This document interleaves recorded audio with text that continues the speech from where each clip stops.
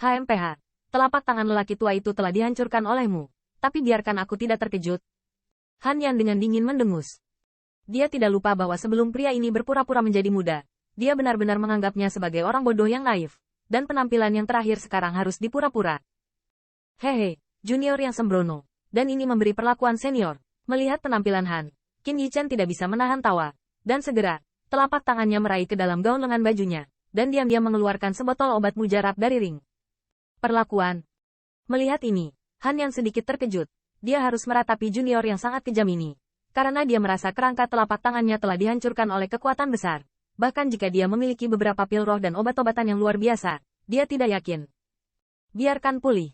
Bagaimana cedera ini bisa diobati? Qin Yichen tidak banyak bicara tentang keterkejutan Han Yu.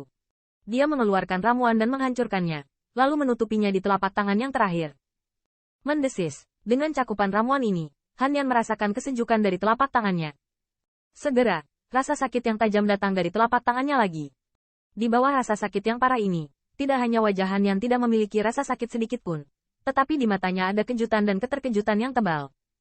Karena dia merasa kerangka yang telah hancur berkeping-keping perlahan sembuh, dan rasa sakit ini berasal darinya. Senior, selama kamu tidak memaksakan tanganmu, cedera telapak tanganmu akan sembuh dalam 3 hari. Sementara Han Yan masih shock, Qin Yichen telah berhenti, dan dengan sedikit tawa minta maaf, juga terdengar pelan di telinganya. Mendengar suaranya, Han Ye kembali sadar, merasakan nyeri di telapak tangannya disertai rasa sakit yang hebat, dan masih memiliki warna yang luar biasa di matanya. Kamu, bagaimana kamu melakukannya? Han Yun menarik napas dalam-dalam, menekan keterkejutan di hatinya, dan bertanya. Ini adalah obat rahasia keluargaku. Dalam hal ini, Qin Yichen hanya tersenyum, berpura-pura misterius. Mendengar ini, Han Yan juga sedikit terpana, dan hatinya langsung lega. Dia tahu bahwa asal-usul Qin Yichen luar biasa. Mungkin, apa yang mereka pikir tidak mungkin tidak sulit bagi kekuatan besar itu. Namun, Han Yan masih merasakan sesuatu di hatinya.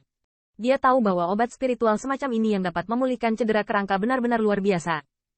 Meskipun luka di telapak tangannya disebabkan oleh Qin Yichen mampu mengeluarkan obat spiritual jenis ini untuk dirinya sendiri, yang menunjukkan bahwa bocah itu tulus meminta maaf. Senior mau mengambil junior? Qin Yichen melihat perubahan ekspresi di mata yang terakhir. Dia bertanya sambil tersenyum kecil. Meskipun ada beberapa ketidaknyamanan di antara kedua orang itu, Han Qin tidak menolak pertanyaan Qin Yichen.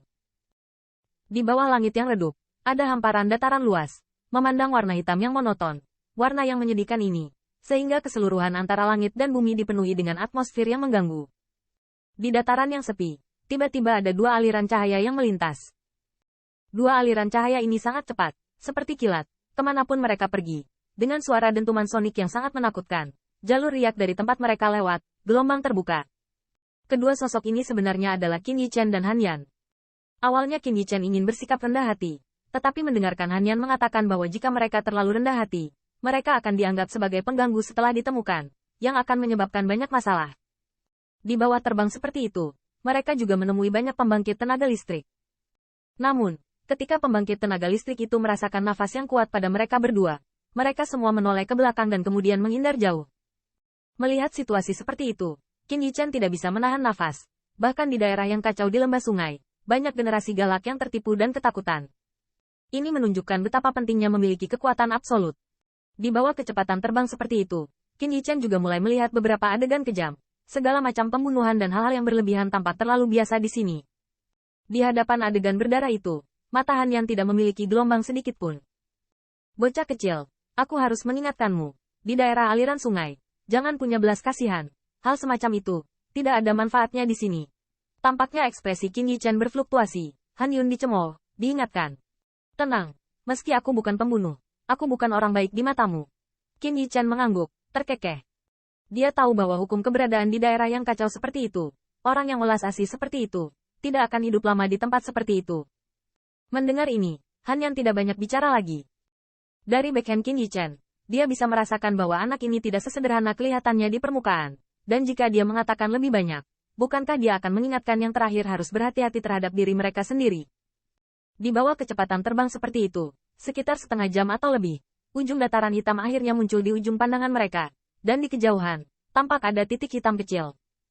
Saat semakin dekat, bintik hitam kecil itu juga berangsur-angsur membesar di hadapan kedua orang itu. Saat ini, Qin Yichen baru saja melihatnya. Itu adalah suku kecil dengan banyak tenda. Bagian depan adalah kekuatan pertama yang akan kita lewati, suku Black Plains. Pada saat ini, suara Han Yan juga terdengar di telinga Qin Yichen. Suku Heiyuan, apakah dataran hitam tadi adalah wilayah mereka? Mendengar ini, mata Qin Yichen sedikit membeku dan berbisik. Hehe, kamu terlalu banyak berpikir. Di daerah aliran sungai, tidak ada kekuatan selain kota Liutian yang berani mengatakan daerah mana yang menjadi milik mereka. Namun, begitu suara Qin Yichen terdengar, Han Yun berkata sambil mencibir, suku Heiyuan hanyalah sekelompok kekuatan yang dibentuk oleh pusat kekuatan top realem bumi. Jika mereka mengatakan bahwa dataran ini milik mereka, besok suku Heiyuan akan menghilang dari daerah aliran sungai.